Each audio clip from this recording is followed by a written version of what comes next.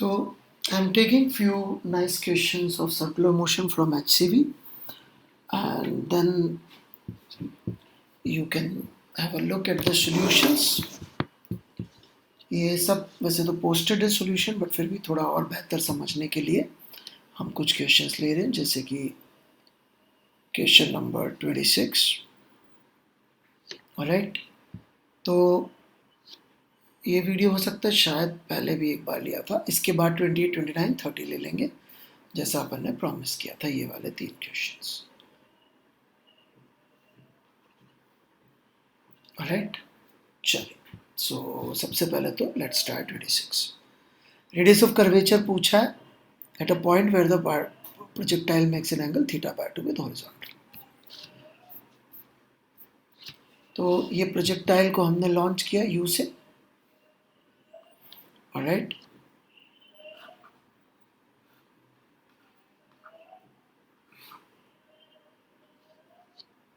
और जब इसकी वेलोसिटी है v,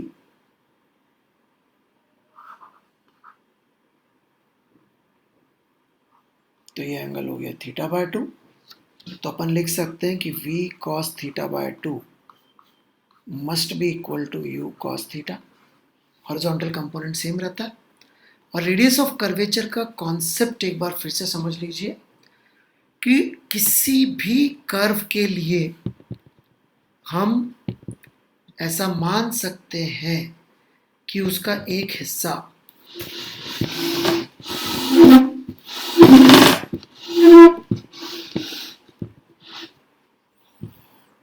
ऑलराइट एक यूनिक कर्व का, एक यूनिक सर्कल का पार्ट है।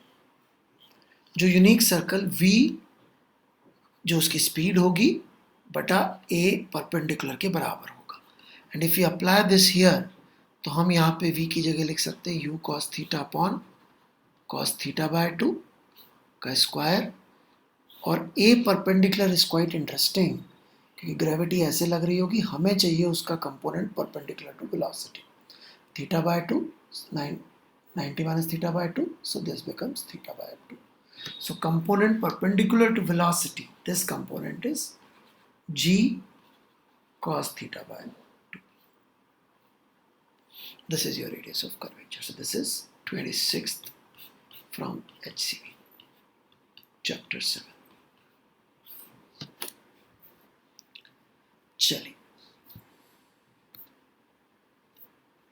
Next there are these 3 questions जो मैंने चैलेंज दिया था बिना सूडो फोर्स के सॉल्व करने का।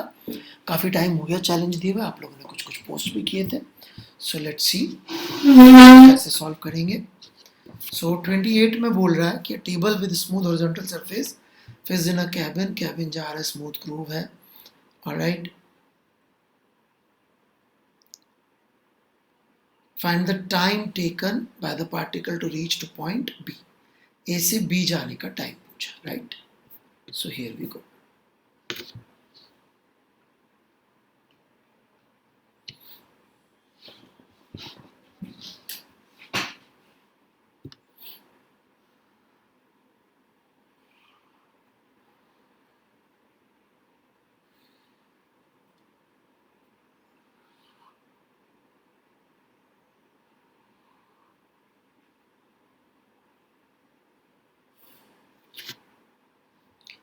तो ये ग्रूव है, इसमें एक ब्लॉक फंसा हुआ है m मास का। ए से बी जाने के लिए पूछ रहे हैं क्या हो रहा होगा, ओके, कितना टाइम लेगा। अब यदि अपन इसके फ्रेम में चले जाए, ऑलराइट, बॉक्स के फ्रेम में, बॉक्स है या क्या है ये, कैबिन के फ्रेम में हम चले जाए, ऑलराइट, तो acceleration of mass with respect to cabin का मैग्नीट्यूड को यदि मैं ए नॉट कहूं, तो वो ए नॉट इसी दिशा में हो सकता है बस। और कैबिन का एक्सेलरेशन वेक्टर यदि मैं बोलूं, तो उसका magnitude would be omega square r, जो कि ऐसा होगा। So acceleration vector of our mass would be acceleration vector of mass with respect to cabin plus acceleration vector of Kevin. इनको यदि अपन वेक्टरली जोड़ दें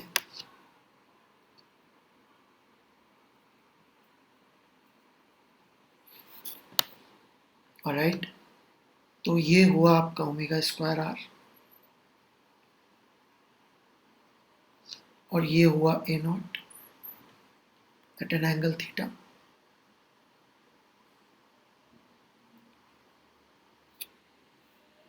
राइट, और इंपॉर्टेंट बात, इस पार्टिकल के ऊपर इस ग्रूव की वजह से जो फोर्स लग सकता है वो ये दोनों में से कोई एक दीवार, दोनों से नहीं लगेगा। कॉन्टैक्ट है इसका मतलब नहीं कि फोर्स लगेगा, प्लीज अंडरस्टैंड। उसको पुश नहीं करिए, इट इज नॉट लाइक कि जैसे मेरे दोनों उंगलियों से पुश कर रहा हूँ मैं इसको। यदि मैंने दोनों उंगलियों को स्टेबल रखा, टच रखा, तो या तो मैं इस अंगूठे को पुश कर रहा हूँ या इस उंगली को पुश कर रहा हूँ, दोनों से टच जरूर कर रहा है राइट, लेकिन अभी ये सिर्फ उस इंडेक्स फिंगर को पुश कर रहा है या इंडेक्स फिंगर इसको पुश कर रही है। अभी भी कॉन्टैक्ट दोनों से, पर अब थंब इसको पुश कर रहा है, फिंगर इसको सिर्फ टच कर रही है। तो एक नॉर्मल लग रहा होगा जो इधर या इधर होगा, थोड़ा सा दिल की आवाज़ सुनेंगे या लॉजिक भी लगाएंगे तो ये नॉर्मल हमने बना दिया। Now you see normal is in this direction, which means कि इस दिशा में तो पक्का एक्सेलरेशन नहीं हो सकता ग्राउंड फ्रेम में अलोंग द रेड लाइन। इसका मतलब ओमेगा स्क्वायर आर, क्योंकि इस डायरेक्शन में फोर्स ही नहीं है, omega square r cos theta minus a naught must be 0, which gives me value of a naught, which is omega square r cos theta.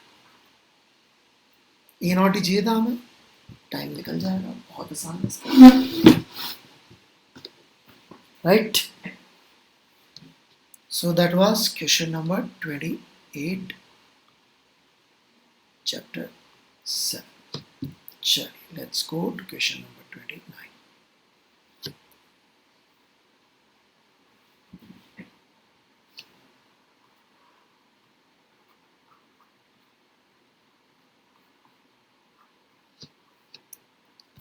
So what does question number 29 says? एक car चल रही है right, top view बना रखा है और find the normal contact force जब सीधा रखा हुआ है वो इतना इंटरेस्टिंग नहीं है। इंटरेस्टिंग है कि plate is slowly turn so that the angle between the normal to the plate and the radius of the rotor slow increases. Find the angle at which the block will start sliding. ठीक है, तो here we go. तो यदि हम लोग इस top view में देखें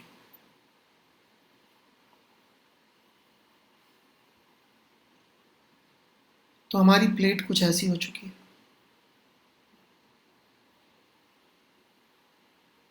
समझिए उसमें क्या लिखा हुआ है, एंगल जो है नॉर्मल और इस रेडियस के बीच में बढ़ना है राइट। तो आप देख सकते हैं कि ये सेंटर और इसके बीच में यदि हम इसको ऐसे से घुमाते जाएंगे तो ये एंगल बढ़ता चला जाएगा।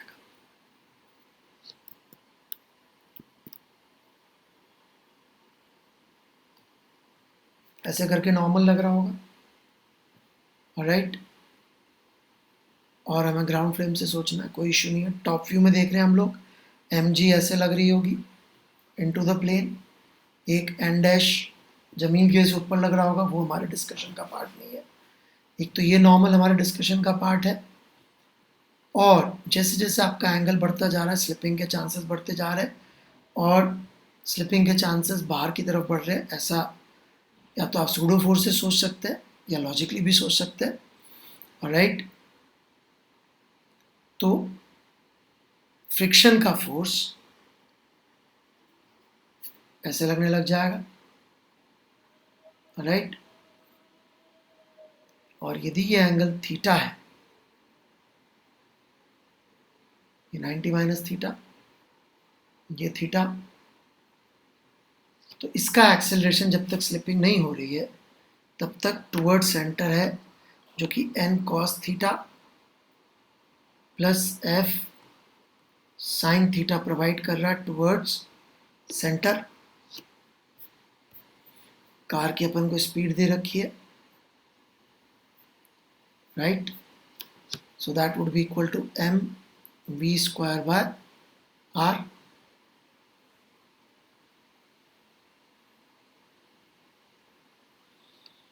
एंड स्लिपिंग की बात करें, ऑलराइट, सर्कल में जा रहा है ये ऐसे, तो अपन ने सेंट्रीपिटल का लिख लिया। और स्लिपिंग की बात करेंगे तो F को रख देंगे μn, राइट, और ये वाली डायरेक्शन में फोर्स बैलेंस कर दें क्योंकि टेंजेंशियल एक्सेलरेशन इज 0, स्पीड नहीं बढ़ रही है, तो टेंजेंशियल एक्सेलरेशन क्या आएगा, n sin theta minus F cos theta is equals to 0। F को μn पुट कर दीजिए, सॉल्व।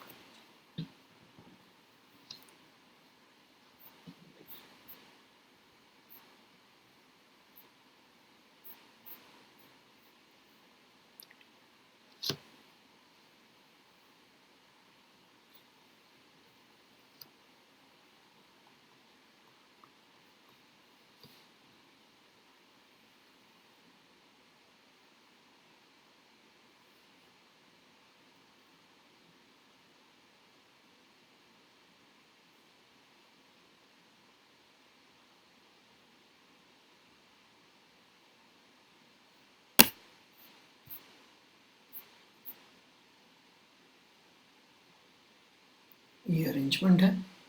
क्या पूछा है, initial acceleration of the masses as seen from the cabin, tension भी पूछा, ठीक है, और ये ओमेगा से घूम रहा है, लार्ज रेडियस, ओके। तो this is actually same question as हमने बहुत सारे पहले HCB में भी किए थे और सॉल्व एग्जाम्पल लिए थे, जहाँ पे एक लिफ्ट ए एक्सेलरेशन से ऊपर जा रही होती थी। ये बिल्कुल वैसा ही है, यहाँ पर ये acceleration is omega square r, कोई डिफरेंस नहीं है इसमें। और इसके फ्रेम में बैठ जाए तो यदि ये एक्सेलरेशन हमें दिखता है ए डैश ऊपर, तो ये दिखेगा ए डैश नीचे। और एफ बी बना लेते हैं, इस पे भी टेंशन का फोर्स, इस पे भी टेंशन का force. So tension must be equal to m1, इसका एक्सेलरेशन ग्राउंड के फ्रेम में m1 का एक्सेलरेशन क्या होगा, acceleration of 1 with respect to जो भी है, ये क्या चीज़ है यार, क्या नाम, cabin, cabin plus acceleration of cabin.